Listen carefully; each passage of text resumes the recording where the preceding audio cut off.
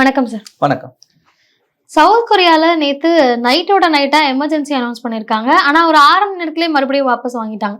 But இந்த இன்சிடென்ட்குள்ள போறதுக்கு முன்னாடி இப்ப இருக்க ஜெனரேஷனுக்கு புரியுற மாதிரி எமர்ஜென்சி அவசர நிலை பிரகடனம்னா ஃபர்ஸ்ட் என்ன, அது சொன்னதுக்கு அப்புறம் நாட்டுல என்னென்னலாம் நடக்கும், அதை ஃபர்ஸ்ட் நம்ம போயிட்டு அப்படியே வீடியோ. ஸோ எமர்ஜென்சி அப்படின்றது வந்து இந்தியாவுக்கு ஒன்றும் புதுசு இல்லை. நம்ம வந்து 1975 இந்திரா காந்தி அவர்களுடைய பீரியட்லேயே பார்த்துருக்கோம். ஸோ அப்போ சொல்லப்பட்ட காரணம் அப்படின்னு பார்த்தீங்கன்னா, நாட்டுடைய பாதுகாப்பு, இறையாண்மையை நம்ம பாதுகாக்கணும், அந்நிய நாட்டுடைய சதி இருக்குது, தீவிரவாதிகள் அச்சுறுத்தல் இருக்குது, இப்படிலாம் வந்து ஒரு காரணம் வந்தது. ஆக்சுவலாக வந்து அப்போ ரீசன் வந்து நிறைய சொன்னாங்க. அவங்க மேலே அலகாபாத் நீதிமன்றம் விதித்த தீர்ப்பு. ஸோ அதன் அடிப்படையில் அவங்க பிரதமர் பதவியிலேருந்து விலகணும் அப்படின்ற ஒரு கட்டாயத்துக்குள்ளே தள்ளும்போது ஓவர் நைட்டில் நம்மளுக்கும் எமர்ஜென்சியை வந்து டிக்ளேர் பண்ணாங்க.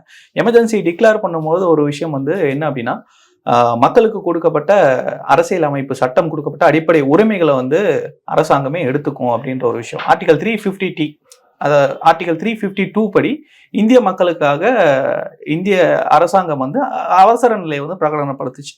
அதே மாதிரி தான் இப்போ வந்து சவுத் கொரியால பண்ணியிருக்காங்க. என்னன்னா ஒரு 6 மணி நேரத்தில் அதை வந்து வாபஸ் வாங்குற அளவுக்கு ஒரு வலிமையற்ற ஒரு அதிபராக தான் நம்ம சவுத் கொரியா அதிபரை வந்து பார்க்க முடியுது. ஸோ ஏன் இந்த நிலை, ஏன் இப்போ வந்து அவசர நிலை பிரகடனப்படுத்துகிற அளவுக்கு ஏன் அப்படின்னு பார்க்கணும் அப்படின்னா, சவுத் கொரியா நார்த் கொரியா இந்த 2 நாடுகளையும் நம்ம வந்து கம்பேர் பண்ணி வரலாற்று ரீதியாக நம்ம பார்க்கணும். So north Korea south Korea இதோடைய ஆரம்பம் அப்படின்னு பார்த்தீங்கன்னா, நீங்கள் 2ஆம் உலகப் போர், அகெயின் ஹிரோஷிமா நாகசாகியோடைய அந்த ஒரு அணுகுண்டு விபத்து இருக்கு இல்லையா, அந்த ஒரு நிகழ்வுக்கு அப்புறம் நாடுகள் வந்து ஜப்பானுடைய பிடியிலிருந்து கொரியாவா வந்து தனியாக பிரிகிறாங்க. ஸோ அப்போ வந்து 2 சித்தாந்தங்களை எதிர்த்து 2 நாடுகள் பிரியுது. ஒன்று கம்யூனிஸ்ட் சித்தாந்தத்தை, அதாவது 2 சித்தாந்தம் சொல்றதை விட 2 நாட்டுடைய கூட்டமைப்பின் அதிகாரத்தை பின்னால வந்து செல்லக்கூடிய ஒரு 2 சித்தாந்தங்கள். ஒன்று USSR, இன்னைக்கு இருக்கக்கூடிய ரஷ்யா, இன்னொன்று அமெரிக்கா. ஸோ சோவியத் யூனியன் அவங்க வந்து கம்யூனிஸ்ட் சித்தாந்தம் அப்படின்னு சொல்லிக்குவாங்க. ஸோ இருந்தாலும் பேரளவில் வந்து கம்யூனிஸ்ட் சித்தாந்தம் நோக்கி ஒரு ஈர்ப்பில் நார்த் கொரியா வந்து அவங்க கூட போகிறாங்க. இன்னொன்று, நார்த் கொரியா எங்கே போனாலும் சவுத் கொரியா நான் அது ஏர்மாறாக போவேன் அப்படின்னு சொல்லிட்டு அமெரிக்காவுடைய சித்தாந்தத்துக்குள்ளே பின்னோக்கி போகிறாங்க. ஸோ 2 நாடுகளுடைய ஆதரவில் 2 நாடுகள் தனித்தனியாக பிரிஞ்சு 1948க்கு அப்புறம் தான் இவங்களுடைய வரலாறு ஆரம்பிக்குது. தனியாக ஒரு சுதந்திர நாடாக ஜனநாயக முறைப்படி இங்கே வந்து தேர்தல் நடக்கும். நம்ம நாடு மாதிரி தான் அவங்களுக்கான அரசியல் அமைப்புகள் இருக்குது, சட்டங்கள் வகுக்கப்பட்டு அவங்க வந்து நாட்டை நிர்வகிச்சுட்டு வராங்க. இங்கே எங்கே பிரச்சனை ஆரம்பிக்குது அப்படின்னா, எப்பவுமே அண்டை நாடுகளை வந்து இந்த மாதிரி பிரிச்சு விடுறதுக்கு முக்கிய காரணம் அதிபர் தேர்தல் தானே சார் நடக்கும். அதிபர் தேர்தல் தான் நடக்கும். பட் ஆனால் அமெரிக்கா மாதிரி தான் வச்சுக்கலாம், அதனுடைய பேட்டர்னில் தான் வரும். ஸோ அதை தொடர்ச்சியாக வந்து இப்போ ரீசெண்டாக 2022 தான் அங்கே வந்து தேர்தல் நடந்து முடிஞ்சிருக்கு நாடாளுமன்றத்துக்கு. அந்த தேர்தல் முடிவுகள் பார்த்தீங்கன்னா கிட்டத்தட்ட 0.7% தான் டிஃப்ரென்ஸ். ஸோ அதில் தான் வந்து இன்னைக்கு இருக்கக்கூடிய குடியரசுக் கட்சி வந்து ஆட்சியை பிடிச்சிருக்காங்க. ஸோ இதை தொடர்ந்து பார்த்தீங்கன்னா இன்னைக்கு அவங்களுடைய வலிமை அப்படின்றது பார்லிமெண்ட்ல ரொம்ப கம்மியாக தான் இருந்திருக்கு. ஒரு ஆட்சியில் இருக்கக்கூடியவங்க நம்மளுக்கு இப்போ தெரியும், நம்ம நாட்டில் பார்க்குறோம், பிரதமர் நரேந்திர மோடி அவர்கள் தனிப்பெரும்பான்மை இல்லாமல் கூட்டணி கட்சியோட ஆதரவோட ஆட்சி அமைச்சிருக்காரு. ஸோ அதனுடைய ஸ்திரத்தன்மை எப்படி இருக்கு அப்படின்றது நம்மளுக்கு தெரியும். அதே மாதிரி தான் இன்னைக்கு இருக்கக்கூடிய சவுத் கொரியா அரசுக்கும் வந்து பெரும்பான்மை, தனிப்பெரும்பான்மை அப்படின்றது இல்லாமல் இந்த வருஷம் அவங்களுடைய பெரும்பான்மையை இழக்கிறாங்க. எந்த நேரத்துலையும் அவர் வந்து தன்னுடைய பதவியை வந்து தன்னைக்கிட்ட வந்து பிரிச்சிருவாங்க, பிடுங்கிடுவாங்க அப்படின்னு சொல்லிட்டு ஒரு பதட்டத்தின் நிலையில தான் இருக்காரு. அதுவும் இல்லாமல் சொந்த கட்சிக்குள்ளாரவே அவருக்கான எதிர்ப்பு மனநிலை அதிகமாக இருக்கு. இன்னொரு பக்கம் ரஷ்யாவுக்கு ஆதரவா வடகொரியா வந்து இப்போ போர் பண்ணிக்கிட்டு இருக்காங்க. எந்த நேரத்துலையும் இந்த நிலையை பயன்படுத்தி நார்த் கொரியா நம்ம மேலே படையெடுக்கிறதுக்கு வாய்ப்பு இருக்கு, போர் புரியறதுக்கு வாய்ப்பு இருக்கு, தங்களை வந்து ஆக்கிரமிச்சுக்குவாங்க அப்படின்னு சொல்லி ஒரு நிலையும் இருக்கு. ஸோ உள்ளவும் ஊழல், வேலையில்லா திண்டாட்டம், மக்களுக்கு அத்தியாவசிய விலைகள் வந்து உயர்ந்தது, இதெல்லாம் நாட்டு மக்களுக்கும் அதிருப்தி அப்படின்றது இருக்கு. அதனாலதான் அந்த ஒரு டிஃபரன்ஸ் வந்து பெருசா வந்து எலெக்ஷன்ல வந்து காட்டல. ஒரு நல்லாட்சி அமையுது அப்படின்னா ஒரு பக்கமா கண்டிப்பா வந்து பெரும்பான்மை கிடைக்கிறதுக்கான வாய்ப்பு இருக்கும். இங்க அந்த மாதிரி கிடைக்காத பட்சத்துல தன்னுடைய பதவியை பாதுகாத்துக்கணும் அப்படின்ற ஒரு மனநிலையில தன்னிச்சையா ஒரு தனி நபர் எடுத்த ஒரு முடிவு தான் இந்த எமர்ஜென்சி. அது ஏன் 6 மணி நேரம் கூட தாக்கு பிடிக்க முடியல, இதுக்கு வந்து இவ்வளவு திணறாங்கன்னா மக்கள் கொடுத்த எதிர்ப்பு. ஸோ அங்கே ஜனநாயகம் இருக்குன்றதுக்கு இன்னமும் ஒரு சாட்சி என்ன அப்படின்னா, மக்கள் வந்து அந்த இடத்துல ஒரு போராட்ட களத்தை வந்து நாடாளுமன்றத்தை நோக்கி வச்சிருக்காங்க. நிறைய மிலிட்ரி ஃபோர்ஸ் எடுத்தாலும் நேரடியாக அந்த மக்கள் மேலே ஆயுதங்களை வந்து பிரயோகிக்கணும் அப்படின்ற ஒரு நிலையை வந்து எடுத்தாங்க அப்படின்னா அது கண்டிப்பாக போரில் கொண்டு போய் நிறுத்தும். உள்நாட்டு போர் இப்போ நம்ம சீரியாவில் பார்த்துட்டு இருக்கோம். ஸோ அதே மாதிரி உள்நாட்டு போர் இங்கே வெடிச்சு மக்களும் ஆயுதம் ஏந்தி அரசுக்கு எதிராக போராட ஆரம்பிச்சிட்டாங்கன்னா அது மிகப்பெரிய ஒரு மோசமான நிலைக்கு போயிடும்ன்றதுனால இது எடுத்திருக்காரு நான் பார்க்குறேன். அது மட்டும் இல்லாமல் சொந்த கட்சியை வந்து அவர் மேலே நம்பிக்கையில்லா தீர்மானம் கொண்டு வர்றது, கட்சியை விட்டு நீக்கிற அளவுக்கு வந்து ஒரு நிலைப்பாடுல வந்து எடுத்துட்டு இருக்காங்க. எதிர்கட்சிகளும் இப்ப நாடாளுமன்றத்துல வெள்ளிக்கிழமை கூடுறாங்க. அங்க இந்த அதிபரை வந்து நீக்கிறதுக்கான அந்த ஒரு தீர்மானங்களை கொண்டு வர போறதா நம்ம செய்திகளால பார்க்க முடியுது. ஸோ இதெல்லாம் இன்னைக்கு நடந்துகிட்டு இருக்கக்கூடிய கால சூழல். மேபி இப்ப நீங்க சொன்னீங்க 6 மணி நேரம் கூட தாக்கு பிடிக்க முடியல அப்படின்னு. இன்கேஸ் அந்த அவசர நிலை பிரகடனம் ஸ்டில் இப்ப வரைக்கும் இருந்திருந்தா அந்த இடத்துல சூழல் எப்படி இருந்திருக்கும், எவ்வளவு பதற்றம் இருந்ததாக மாறி இருக்கும்? ஸோ உண்மையிலே வந்து இன்னைக்கு வந்து டோட்டலாக மார்ஷல் லாவில் வந்து இம்போஸ் பண்ணியிருக்காங்க. ஸோ மிலிட்ரி வந்து ஃபுல் கண்ட்ரோல் எடுத்துக்கும். மிலிட்ரி கண்ட்ரோல் எடுத்து மக்கள் பிரச்சனைகள் வந்து கலவரமாக மாறி அங்கே வந்து ஆயுதங்கள் பிரயோகப்படுத்துகிறாங்க அப்படின்னா அவங்களுடைய முக்கியமான ஒரு பேஸ் பிரச்சனை என்ன அப்படின்னா வடகொரியா அளவுக்கு அவங்கக்கிட்ட மிலிட்ரி ஃபோர்ஸோ இல்லை ஆயுதங்களோ வந்து அந்த அளவுக்கு கிடையாது. இன்னமும் வடகொரியாவை பொறுத்த வரைக்கும் நீங்கள் கிம் எடுத்துட்டீங்கன்னா ஒரு ரக்கட் பாய் தான். அவர் ரக்கட் பாயை தான் உலகத்துக்கே காட்டிக்குவார். அவர்கிட்ட என்ன இருக்கு என்ன இல்லைன்றது யாருக்குமே தெரியாது. இங்கே வந்து அறிவிக்கப்பட்ட ஒரு அவசர நிலை பிரகடனம் அப்படின்னா அங்கே அறிவிக்கப்படாமலே அது அவசர நிலை பிரகடனத்தில் தான் இருக்கும். அங்கே வந்து கம்யூனிச ஒரு ஆட்சி நடக்குதுன்னு சொல்லுவாங்க. எந்த இடத்துலையுமே வந்து அந்த மக்களுக்கான உரிமைகள் கொடுக்கப்படுறதுல அது நம்மளுக்கு நல்லாவே தெரியும். சவுத் கொரியாவை பொறுத்த வரைக்கும் அந்த மக்கள் ஆயுதங்களை கையெழுந்தி அரசுக்கு எதிராக போராட ஆரம்பிச்சுட்டாங்க அப்படின்னா ஏற்கனவே ஒரு சொல்ற முக்கியமான காரணம் வடகொரியாவுக்கு இவங்க ஆதரவாக செயல்படுறவங்க இங்கே நிறைய பேர் இருக்காங்க. அவங்களையெல்லாம் கைது பண்ணணும், எதிர்கட்சிகள் அரசியல் பேசினாலே கைது பண்ணணுன்ற ஒரு மனநிலையில நீங்க எமர்ஜென்சி அனௌன்ஸ் பண்ணாரு. ஸோ இந்த மாதிரியான மனநிலை அவங்களுக்கு இல்லை அப்படின்னாலும் இவர் எடுக்கக்கூடிய அராஜக போக்குனால மக்கள் ஆயுதம் ஏந்தி இவங்களுக்கு எதிராக போராடும் பட்சத்தில் அதை வடகொரியாவோ இல்லை வேற நாடுகளோ பயன்படுத்திக்கிறதுக்கு நல்ல ஒரு வாய்ப்பு அமையும். அதை வந்து தடுக்கிறதுக்காக இப்போ எமர்ஜென்சி டிக்ளேர் எடுத்திருக்காங்கன்னு பார்க்கலாம். இன்னும் வந்து இப்படி போறதுனால இவங்களுக்கு என்ன பிரச்சனை வரும்னு இவங்க பயப்படுறாங்க அப்படின்னா வடகொரியா மொத்தமா இவங்களை வந்து தன்னகப்படுத்திக்கும் அப்படின்ற ஒரு பயம் இருக்கு. ஏன்னா இதற்கு முன்னாடியே 2 பேருக்கும் நடந்த போர் இன்னை வரைக்கும் ஒப்பந்தம் கையொப்பம் ஆகாம இன்னமும் நிலவிலேயே இருக்கு. அந்த போர் இவங்களுக்குள்ள முடிவு வரல.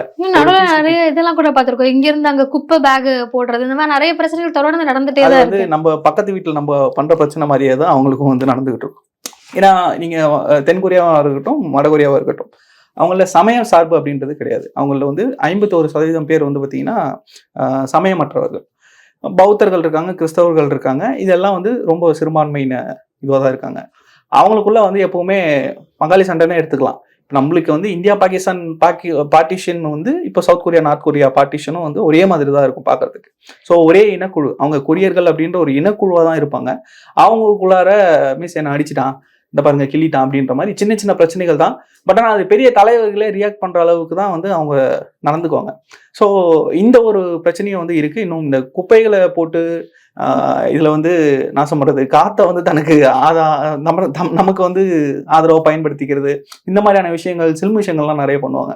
நான் சொன்னல ரக்கட் பாய் தான் அவர் ஒரு உண்மையிலேயே வந்து இந்த ஒரு மீம் கூட பார்த்துட்டு இருக்கோம். யாரா அந்த பையன், நான் தான் அந்த பையன்ட்டு. அந்த மாதிரி வந்து அந்த மீம் டெம்ப்ளேட்டுக்கு செட் ஆகுது தான் கிம். ஓகே, நீங்க சொல்லிருந்தீங்க தென்கொரியா வந்து வடகொரியாவை விட அந்த அளவுக்கான ஆயுதங்கள் இல்லை அப்படின்னு. ஆனா நம்ம பேசும்போது சொன்னா தென்கொரியாவுக்கு பின்னாடி அமெரிக்கா இருக்காங்க அப்படின்னு. ஸோ அமெரிக்கா இருந்தும் எப்படி தென்கொரியா இவ்வளவு வீக்கா இருக்காங்க அப்படின்ற மாதிரி நம்ம பாக்குறோம். ஸோ மக்களுடைய மனநிலை ஒன்று இருக்கு இல்லைங்களா? இப்போ எனக்கு வந்து அத்தியாவசியம் என்ன, என்னுடைய அத்தியாவசிய தேவைகளுக்கான விலைவாசிகள் எப்படி இருக்கு, பால் அரிசி எண்ணெய் இது எல்லாமே வந்து நான் என்னுடைய ஏர்னிங்ஸ் போக நான் எவ்வளோ வந்து சேவ் பண்ணுறேன் அப்படின்றது ஒன்று இருக்குது. இது வந்து அந்த நாட்டில் வந்து பிரச்சனை இருக்குது. அது மட்டும் இல்லாமல் ஜாப்லெஸ் அப்படின்றது, ஸோ வேலைவாய்ப்பின்மை அப்படின்றதும் மிகப்பெரிய தலைவலியாக இருக்குது. இது ஏன் அப்படின்னா இந்த நாட்டு அதிபர் வந்து ஸ்ட்ராங்காக இல்லை, அமெரிக்காவோட கொள்கைகளோட ஒத்து போய் பல இடங்கள்ல சமரசமாக போய் நம்ம நாட்டுடைய வளர்ச்சியை வந்து முட்டுக்கட்டை போடுறாருன்ற ஒரு மனநிலை மக்கள்கிட்ட கண்டிப்பாக இருக்குது. இது வந்து இன்னைக்கு ஆட்சியில் இருக்கிறவங்க மேலேயும் இருக்குது, இது எதிர்கட்சியாக இருக்கிறவங்க மேலேயும் அந்த ஒரு அதிருப்தி அப்படின்றது இருக்குது. ஸோ இந்த நேரத்தில் வந்து இவங்க என்ன பண்ணுறாங்கன்னா இந்த மாதிரியான நடவடிக்கைகள் மூலமாக மக்கள் வந்து போராட்டங்கள் வெடிச்சு நமக்கு எதிராக வந்து கிளர்ச்சிகள் கிளம்பக்கூடாதுன்றதுனால இந்த மாதிரி வந்து செயல்பட்டதை தான் நான் பார்க்குறேன். ஆனால் சவுத் கொரியால இருந்தானே நிறைய ஃபேமஸ் பாடகர்கள் எல்லாரும் வெளியே தெரியுறாங்க. ஆனா இந்த பக்கம் நார்த் கொரியால தான் அப்படி என்ன நடக்குது, கிட்டத்தட்ட ஒரு சேனலோ 2 சேனலோ தான் அங்க அலவுடே மொத்தமே. அப்படி இருக்கும்போது அந்த டிஃபரன்ஸே இருக்குல்ல. இங்க மக்களோட வாய்ஸ் யார் யார் இருக்காங்கன்னு தெரியுது, ஆனா இங்க கிம்மை தவிர நம்ம வேற யாருக்குமே தெரியாது. ஆனா இங்க அதிபர் பேரே நமக்கு தெரியாது, ஆனா அங்க இருக்க ஃபேமஸான ஆட்கள் நிறைய பேர் நமக்கு தெரியும். அப்ப இந்த வித்தியாசத்தை எப்படி பாக்குறது? நம்ம இன்னைக்கு சோசியல் மீடியா உலகத்துல வந்து யாரும் வந்து ஃபேம் ஆகிட முடியுது. பட் ஆனால் வந்து அவங்களுடைய ஏர்னிங்ஸ் அதுக்கப்புறம் அந்த நாட்டோடைய எக்கனாமி அப்படின்றது வந்து டிஃப்ரெண்ட். நம்மளுக்கு நிறைய பேர் தெரியுது இங்கே என்ன நடக்குதுன்னு நம்மளுக்கு ஓப்பனாக தெரியுது, இது ஒரு டூரிஸ்ட் ஸ்பாட் அப்படின்னா அது வந்து அதனுடைய இன்கம், அதனுடைய ஜிடிபி எங்கே இருக்குது அப்படின்றது பார்க்கணும். நீங்கள் நிறைய கொரியன் டெக்னாலஜிஸ் வந்துருச்சு, நிறைய விஷயங்கள் வந்து அவங்களுடைய உற்பத்திகள் அதிகமாக இருக்குது. இது எது இருந்தாலுமே அந்த நாட்டில் வந்து அந்த நாட்டு மக்களுக்கு தேவையான தற்சார்பு அப்படின்றது ஒரு விஷயத்த பார்க்க வேண்டியிருக்கு. அவங்களுக்கு தேவையான பொருட்களை அவங்கள வந்து உற்பத்தி பண்ணி அதில் வந்து தன்னிறைவு அடைய முடியுதா அப்படின்ற ஒரு விஷயம் இருக்குது. ஸோ இது எல்லாத்தையும் ஒப்பிட்டு தான் அந்த நாட்டுடைய வளர்ச்சி இருக்கா அப்படின்றத பார்க்கணும். நம்மளுக்கு நிறைய பேர் அங்கே தெரியுது, அதாவது சோஷியல் மீடியா இன்ஃப்ளூயன்ஸ் பண்ணுறதுனாலையோ இல்லை வந்து சினிமா துறையில் இன்ஃப்ளூயன்ஸ் பண்ணுறதுனாலையோ நிறைய வெப் சீரிஸ் வருது, கொரியன் சீரிஸ்லாம் நம்ம ஃபேமஸாக பார்த்துக்கிட்டு இருக்கோம். ஸோ இதனால அந்த நாடு வந்து முன்னேற்ற அடைஞ்ச ஒரு நாடாக வந்து நம்ம கருத முடியறதில்ல. இப்போ இந்த பக்கம் இஸ்ரேல் ஹமாஸ் போர், அதே மாதிரி இந்த பக்கம் உக்ரைன் ரஷ்யா போர், இது ரெண்டுத்துலயுமே அமெரிக்காவினுடைய தலையீடு இருக்கு. அமெரிக்கா தான் வாலண்டியரா இதெல்லாம் பண்றாங்க அப்படின்ற மாதிரி ஒன்று வருதும் இருக்கு. இந்த இடத்துல அதை எப்படி பாக்குறது? இதுல அமெரிக்காவினுடைய தலையீடு எந்த அளவுக்கு இருக்கு, அவங்களுக்கு எந்த அளவுக்கு சவுத் கொரியா தேவை, இல்ல எப்படி யூஸ் பண்ணிக்கிறாங்க, இதுல எப்படி அமெரிக்காவோட ஸ்டாண்ட் எடுத்துக்கிறது? அமெரிக்கா வந்து எல்லா சின்ன சின்ன நாடுகளையும் வந்து இந்த மாதிரி வந்து அவங்களுடைய சப்போர்ட் மூலமா, அவங்களோட ஃபினான்ஷியல் சப்போர்ட் மூலமாகவும் பல விதங்களாக அவங்களுக்கு வந்து பொருட்களாவோ இல்லை வந்து ட்ரேடிங்கில், டேக்ஸ் ஏவியேஷன்ஸில் இந்த மாதிரி வந்து சப்போர்ட் பண்ணி அவங்க தன்னகப்படுத்தி வச்சுக்குவாங்க. இது வந்து இந்த ப்ராப்ளம்ஸ் பெருசாகுது அப்படின்னும் போது மிலிட்ரி சப்போர்ட் தேவைப்பட்டாலும் அவங்க கொடுக்கறதுக்கு ரெடியாக தான் இருப்பாங்க. ஏன்னா அவங்களுக்கு ரஷ்யாவுக்கும் நமக்குள்ள யார் பெரிய ஆளுன்றதை நம்ம காட்டிக்கணும். நீ பெரிய ஆளா நான் பெரிய ஆளா அப்படின்ற ஒரு போட்டின்றது கோல்டு வார்ன்னு சொல்லி அந்த காலத்துலையும் சரி இன்னைக்கு வரைக்கும் அது இருந்துகிட்டு தான் இருக்குது. ஸோ நார்த் கொரியா அல்டிமேட்டாக நம்ம எல்லாருமே பார்த்தோம். ஸோ உக்ரைன் வாரில் அவங்களுக்கு வந்து மிலிட்ரி சப்போர்ட் பண்ணிக்கிட்டு இருக்காங்கன்றது நிறைய செய்திகள் நம்மளால் பார்க்க முடியுது. அதுக்கேற்ற மாதிரி நார்த் கொரியா மேலே உலக நாடுகளே சாங்ஷன்ஸ் விதிச்சிருந்தாலும் அவங்களுக்கு தேவையான க்ரூடெல்லாம் ரஷ்யா வந்து கொடுத்துக்கிட்டு இருக்கிறதையும் நம்ம பார்த்தோம். இது வந்து உலகத்துக்கே தெரியாமல் நடந்துகிட்டு இருந்ததா சொல்கிறாங்க. அதே போல் அமெரிக்கா இவங்களுக்கும் நிறைய விஷயங்களில் சப்போர்ட் பண்ணுறதுக்கான வாய்ப்புகள் இருக்குது. ட்ரம்ப் வராரு, ஸோ ஜனவரி 20 அவர் நான் பதவி ஏற்றேன்னா ஒரு நாளில் வந்து உலகமே அமைதியாயிரும் அப்படின்ட்டு. பட் ஆனால் இன்றைக்கி இருக்கக்கூடிய சுச்சுவேஷன் உலகம் வந்து அமைதியான ஒரு நிலையை நோக்கி போகிற மாதிரி தெரியல. இது வந்து நான் எப்படி பார்க்குறேன் அப்படின்னா, ஒரு இடத்துல ஒரு கலவரமோ இல்லை ஒரு பெரிய பேரிடரோ நடக்கிற இடத்துல ரெண்டு விஷயம் நடக்கும். ஒன்று, உயிரை கையில் பிடிச்சிக்கிட்டு அங்கேருந்து தப்பிச்சு போயிடணும் அப்படின்னு சொல்லிட்டு எல்லாரும் போகிறவங்க காப்பாற்றுற விஷயம், உணவுப் பொருட்கள் கொடுக்குறது, இந்த மாதிரியான விஷயங்கள் நடக்கும். இன்னொன்று, அந்த இடத்துல புகுந்து நம்மளுக்கு தேவையானதை கொள்ள அடிக்கிற விஷயங்களும் நடக்கும். ஸோ இந்த மாதிரி ஒரு அன்ரெஸ்ட் சுச்சுவேஷனை பயன்படுத்தி அதில் நம்ம என்ன ஆதாயம் தேட முடியும் அப்படின்றதையும் அமெரிக்கா முக்கியமாக பார்க்கணும் தான் என்னுடைய பார்வை. கடைசி ஒரே கேள்வி, இப்போ தென்கொரியால ஒரு குழப்பமான சூழ்நிலை தான் இருக்கு, அதிபர் பதவி விலகணும் அப்படின்றதுல. ஸோ இதனுடைய அடுத்த கட்டம் என்னவா இருக்கும்? ஏன்னா இப்போ வங்கதேசத்துலையும் நம்ம பார்த்துருந்தோம், அந்த பிரதமர் தப்பிச்சு போறது, அதுக்கு பிறகு என்னாச்சு, ஒரு குழப்பமான நிலை தான் இப்பவும் இருக்கு. ஸோ தென்கொரியால அப்படி அடுத்து என்ன நடக்கிறதுக்கான வாய்ப்பு இருக்கு? எதிர்கட்சி ஆட்சிக்கு வருவாங்களா, இல்லை என்ன நடக்கிறதுக்கான வாய்ப்பு இருக்கு? இப்போ நம்ம வந்து இந்தியாவை சுற்றி எடுத்துக்கோமே, ஸ்ரீலங்காலையும் இந்த சுச்சுவேஷன் நம்ம பார்த்தோம். ஸோ பாகிஸ்தான்லையும் பார்த்தோம், பங்களாதேஷ்லையும் பார்த்தோம். ஸோ இன்றைக்கி வந்து சவுத் கொரியா எந்த மாதிரி நிலைமையில் இருக்காங்க அப்படின்னா, அவங்களுடைய அண்டர் சுச்சுவேஷன் எக்கனாமிக்கலாகவும் அவங்க வந்து வீக்காக போயிட்டுருக்காங்க. இன்னொன்று பொலிட்டிக்கலாக ஸ்டாண்ட்ஸ் எடுக்கிறதுலையும் அவங்களுக்கு வந்து கான்ஃப்ளிக்ஸ் இருக்குது. ஸோ அமெரிக்காவோட போகிறது அவங்களுடைய அரசு ஒத்துக்கிட்டாலும் மக்கள் வந்து அதற்கு ஏற்பாக வந்து இல்லை. ஸோ இந்த இடம் மக்களுடைய விருப்பம் என்னவா இருக்கு? மக்களுடைய விருப்பம் வந்து என்ன சொல்கிறது, வரக்கூடியவர்கள் தனக்கான தன்னாட்சியை தன்னுடைய மக்களுடைய நலனை மட்டும் காக்கிற மாதிரி இருக்கணும். எந்த ஒரு காலத்துலையும் போருக்கு சப்போர்ட் பண்ணி எங்கேயும் போய் நிற்கக்கூடிய ஒரு தன்மையில் வேண்டாம் அப்படின்றது தான் மக்கள் வந்து விரும்புகிறாங்க. ஸோ நார்த் கொரியாவோட சண்டைகள் இருந்தாலும் சுமூகமாக போகிறது தான் ரெண்டு நாட்டு மக்களும் விரும்புகிறாங்க. சரி, நம்ம வந்து இங்கே ஒரு மொழி பேசுகிறோம், இங்கே ஒரு உணவு கலாச்சாரம் இருக்குது அப்படின்னா நம்மளுக்கும் பசிக்குது, நம்மளும் சாப்பிடணும், நம்மளுக்கும் கோபம் வரும், சிரிப்பு வரும், எல்லா உணர்ச்சிகளும் ஒன்று தான். அவங்களுக்கும் அதே மாதிரி பசிக்கும், கோபம் வரும், சிரிப்பு வரும், எல்லா உணர்ச்சிகளும் ஒன்று தான். ஸோ பேசக்கூடிய மொழி கலாச்சாரம் இது மட்டும்தான் வேறு. ஸோ இதனால பகையை வளர்த்துக்கிட்டு நம்ம வந்து இதுவும் வந்து சாதிச்சிட்டு போகிறதில்ல இந்த உலகத்தில். ஸோ அதை வந்து மக்கள் தெளிவாக புரிஞ்சுக்கிட்டு இருக்காங்க. ஆனால் நம்ம நாட்டு மக்கள் ஒரு தேசம் வரும்பொழுது இவங்க எடுக்கிற இந்த தேசபக்தி எங்கே எடுக்கிறாங்க அப்படின்னா, நம்ம பதவிக்கு ஒரு ஆபத்து வருன்னும் பொழுது எல்லாருமே அந்த தேசபக்தி கையில் எடுத்துறாங்க. நம்ம நாட்டிலையுமே அதை பார்க்குறோம். ஏதாவது பேசினா நீ ஒரு ஆன்டி இந்தியன் பேசக்கூடிய ஆட்கள் இங்கே இருக்காங்க. அந்த மாதிரி வந்து பிரச்சனை வரும்பொழுது தேசபக்தியை வந்து உள்ள சொருகிறாங்க. மக்கள் எதிர்பார்ப்பு அவங்களுக்கு தேவையான விஷயங்கள் தன்னிறைவா தங்களுடைய நாட்டு மக்களாலேயே உற்பத்தி பண்ணி அவங்களால வந்து தன்னிறைவு பெற்று வெளிநாடுகளுக்கு கொடுக்கணும் அப்படின்ற ஒரு எண்ணத்தில் இருக்காங்க. ஸோ இந்த மாதிரியான சுச்சுவேஷன் வந்து எப்படி கொண்டு போகுதுன்றதை நம்ம பொறுத்து தான் பார்க்கணும். இன்னும் பல நாடுகள் இதில் வந்து ஆதாயம் அடைகிற மாதிரி, நான் முன்னாடி சொன்ன மாதிரி, ஒருவேளை இது வந்து வன்முறையில் போய் முடியுதோ, இல்லை வந்து வடகொரியா இதில் வந்து இன்ஃப்ளூயன்ஸ் பண்ணுறாங்களோ, அவங்களோட மிலிட்ரிஸை வச்சு இங்கே வந்து பார்டர் நாங்கள் சேவ் பண்ண போகிறோம், எங்களுடைய நாட்டை வந்து நாங்கள் பாதுகாக்கணுன்ற மாதிரி இங்கே வந்து இவங்களுடைய ஆதிக்கத்தை அதிகப்படுத்த ஆரம்பிச்சாங்க அப்படின்னா அமெரிக்கா உள்ள வரும், ரஷ்யா உள்ள வரும். அகைன் இந்த பக்கம் ஒரு சுச்சுவேஷன், ஏன்டா இந்த பக்கமாக தான் அடிச்சுக்கிட்டு இருக்கீங்க, வா இந்த பக்கமும் சேர்த்து அடிப்போம்னு சொல்லி இருக்கிறவங்களை பூரா அடிக்க விட்டுக்கிட்டு வேடிக்கை பார்த்துக்கிட்டு இருக்க மாதிரி தான் இருக்கு. ஓகே, நன்றி. நன்றி.